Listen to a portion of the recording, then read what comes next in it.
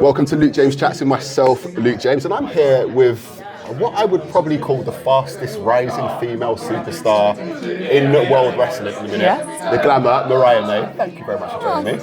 You're welcome. What a year it's been for you so far, and I think involved in, hands down, the best story in wrestling at the moment.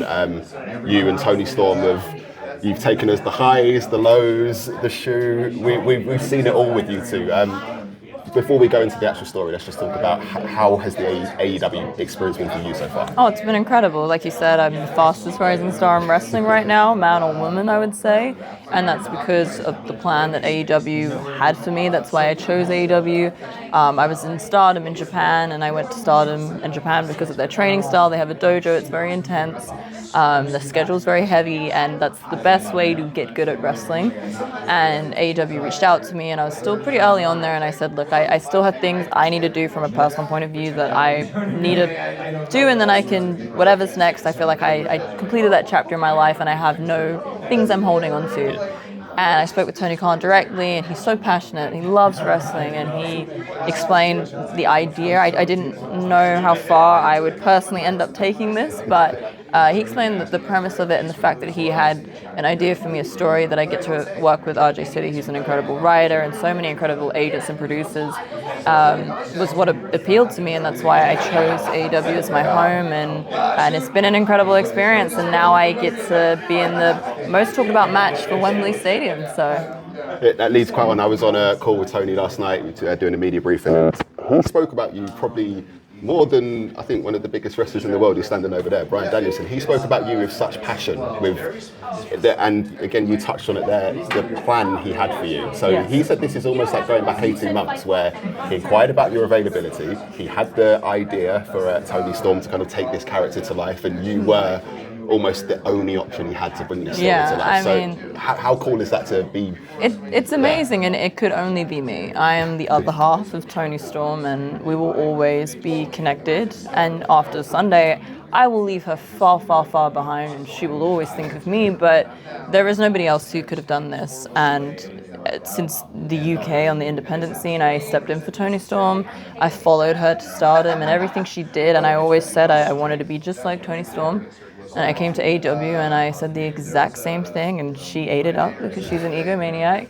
But there's truly nobody else. It was always meant to be us, and I'm glad that Tony Khan recognized that and gave me the perfect platform to pull this off. I like it. The confidence is brilliant. The match on Sunday, like you said, it is the most talked about match. How do you deal with the pressure? 50,000, 60,000 plus people here, Wembley Stadium.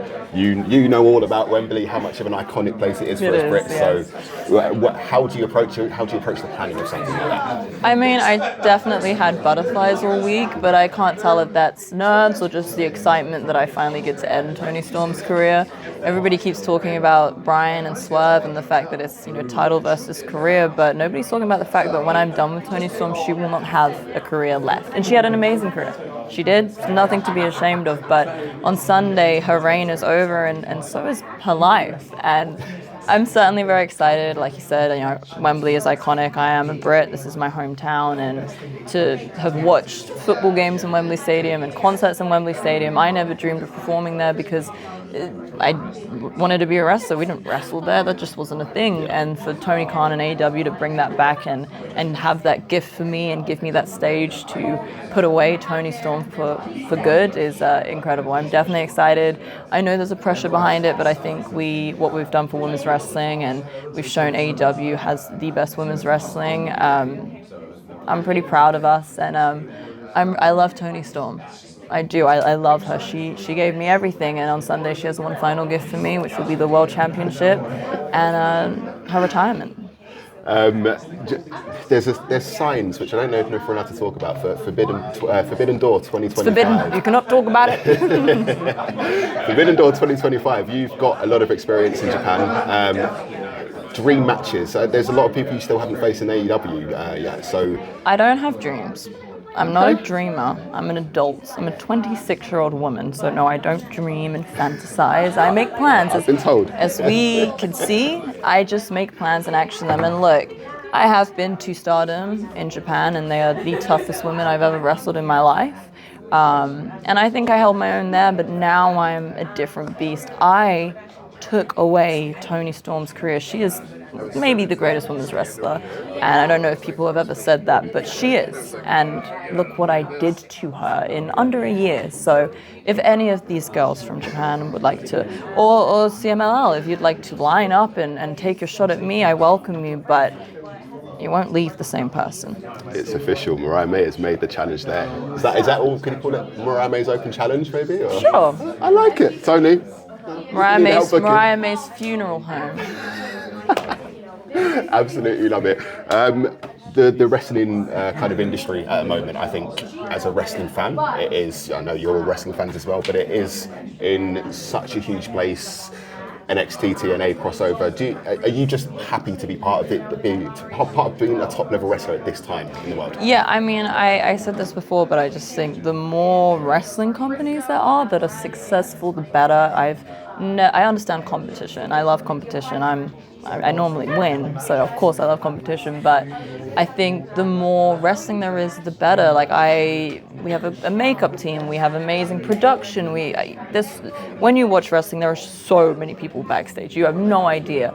And think about how many more jobs so many people have because of an AEW and all these other amazing companies. And think about my own personal journey. I came up on the UK independent scene. I traveled all across Europe off my own back. But for me to be able to go to Japan and learn the style and all these women to welcome me with open arms and go to the dojo with me, and I would say, look, I really want to learn. I want to do this. And they would just be so tough with me because I asked for it, and to learn this style is incredible. And how lucky am I that this girl from the UK could go and live in Japan for a year and learn that stuff. And so many girls will come up to me and say, do you have any advice? I'm like, go to Japan, learn how to work, and the rest will come, because that's the beauty of having these different companies all over the world and these different styles. So for anybody who, takes shots at companies or tries to, I don't understand. I have friends all over the world, different companies. Here in America, I've got so many friends. I only want to see them do well. They only want to see me do well. So we all support each other, and I hope fans